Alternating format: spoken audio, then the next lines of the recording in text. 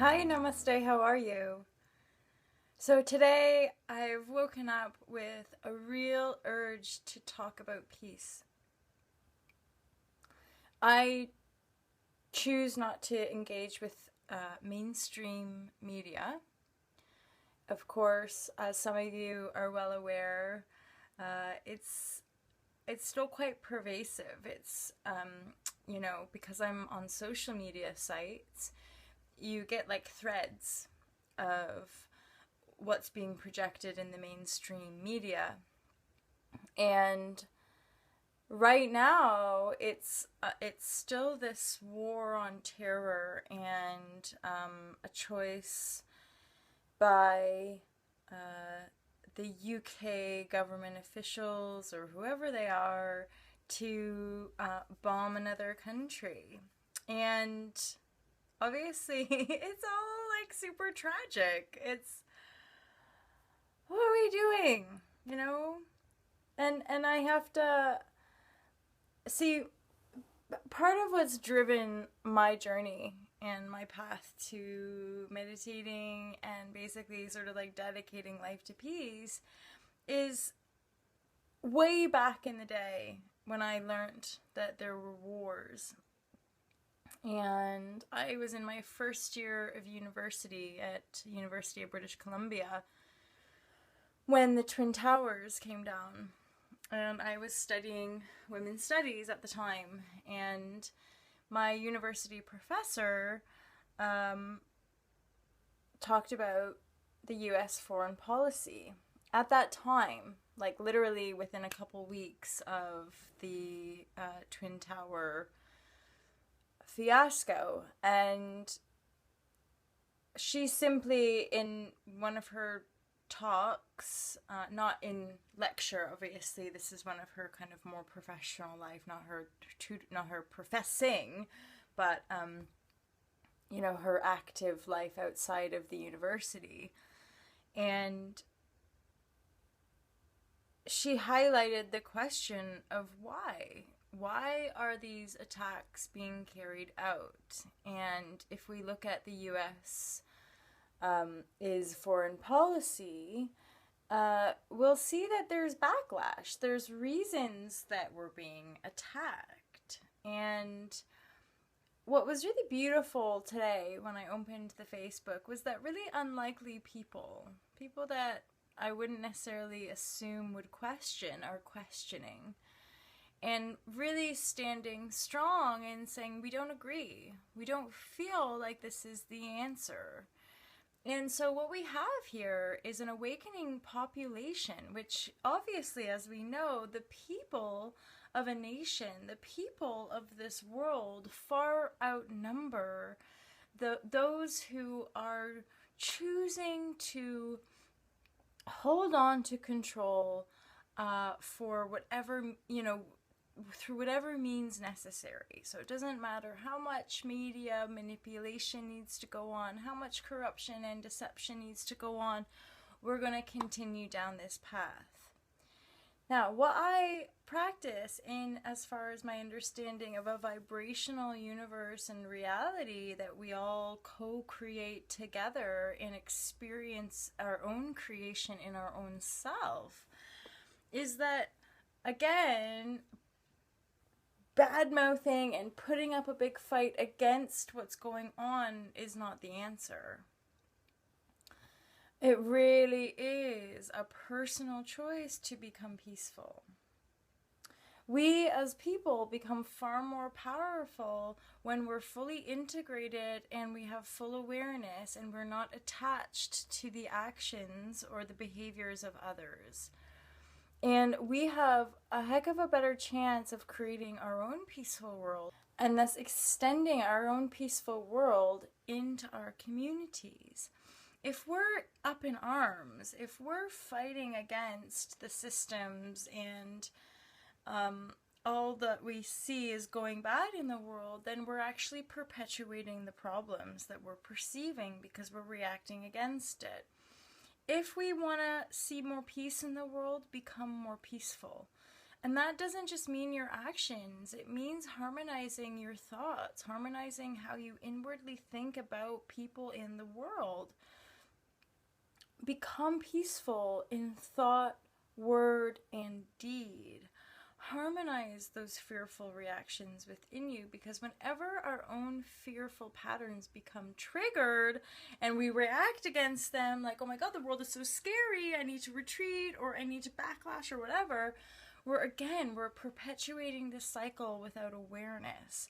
And right now, I believe, like, our biggest job, our biggest journeying is to go within, harmonize ourselves, become peaceful. And peaceful doesn't mean a pushover, bend over, head in the sand. Peace means totality. And to me, peace and awareness, those are the highest, that has the highest manifestation power. The more peaceful and loving we are, the easier it is to draw in our chosen reality. So this is not about burying our head in the sand. This is literally about changing our focus. Saying, okay, you want to go to war? I'm going to start watching your programs. Okay, you want to go to war? I'm going to stop buying from your corporations. And this is why we're deep in it, right? We're deep. So we need each other to help pull each other out.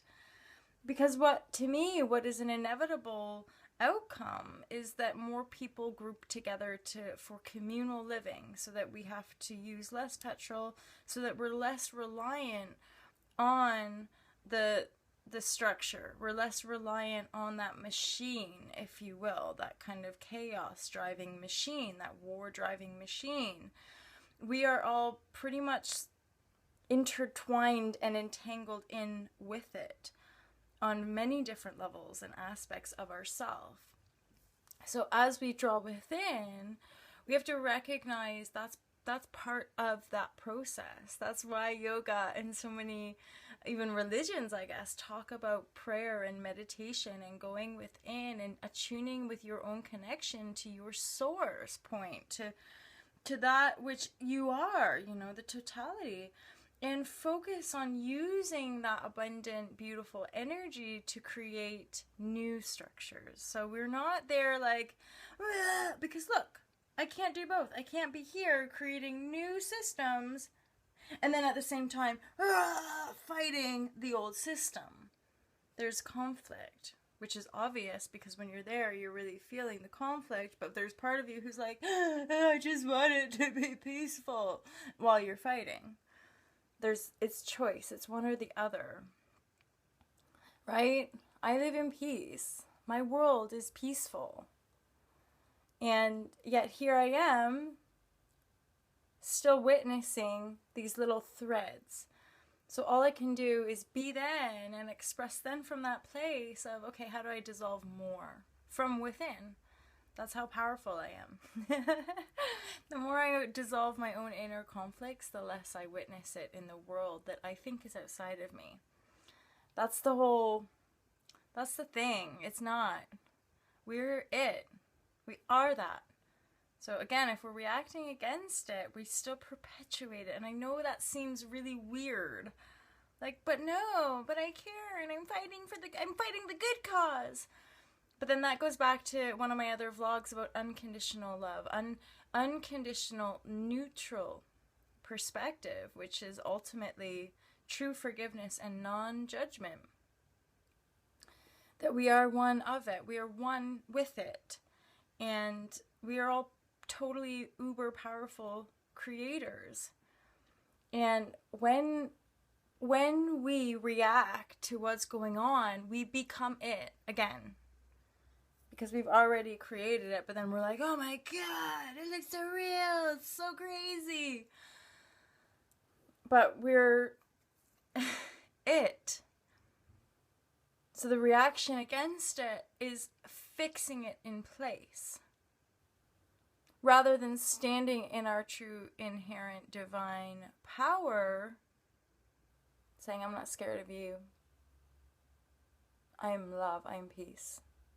I am beauty. I am. So you, even as scary as you look, war, terror,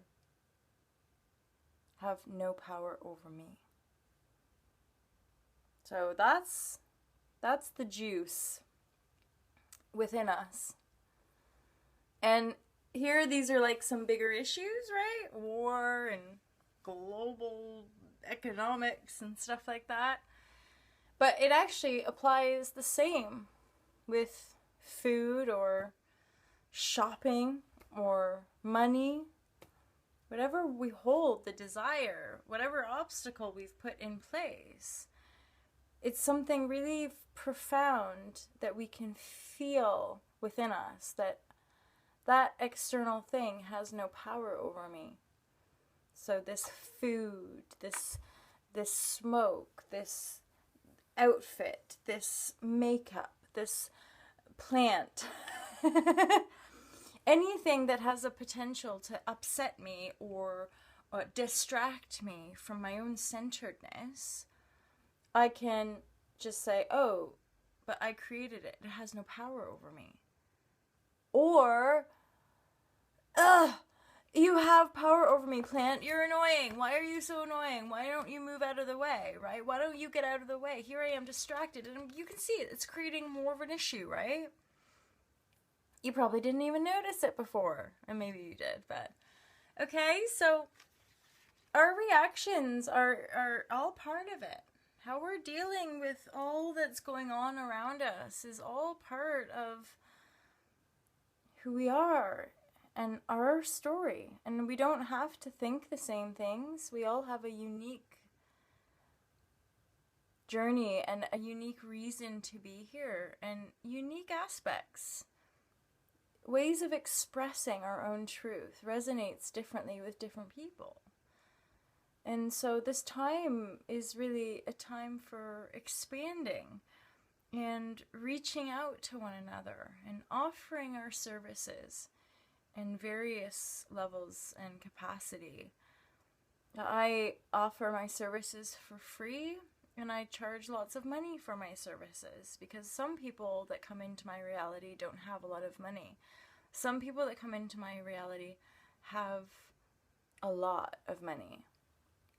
And so there's an effortless flow. I have to admit there's no rigidity left in my life. And so this it's interesting as well because I'm starting next week to work with a business coach because I realize I've come to this beautiful place and I have this amazing awareness that I just want to share with as many people as possible. And because it's pure flow, I need some help from another kindred spirit, from another like mind to overlay the structure. The fluidity has already been established, and just to sort of gently contain it, I'll need some advice. So that how can I create programs and courses for everybody? And that way, bring in a more fluid stream of income so that I can continue traveling and speaking and not having to worry about any of that, which I don't already. But as you can see, because I don't stress about it, there's a path, there's an effort. I can see different branches presenting themselves saying, well, you could do that, you could do that, you could do that. And I know that each one will work. So what is the most immediate? And the most immediate for me really is getting a book done and turning it into a course. So, anywho, you don't need to listen to that. That's my own mental stuff. And I hope you have a great day. And I hope on some level this makes sense to you. And if some of it makes sense, or if it feels good, or if you're like, then feel free to get in touch and message me or write to me. Excuse me, because I love hearing that people are changing. And people are having new insights in their world, and they come across this vlog and they're like, oh my god, totally. That's what happened to me. That's why I vlog, because I found other people on YouTube earlier on in my journey and they inspired me. And I watched them and I thought, I know that. And I wanted to express. This has been a massive journey of self-love, unconditional love, relinquishing judgment, and I'm so much happier for it. Just so peaceful and happy. It's ridiculous. What happened? It's great, but my life is unrecognizable now, and that's pretty cool. And I'm really excited about what's to come. And Christmas. Okay. Have a great day. See you soon. Bye. All to love. All to love.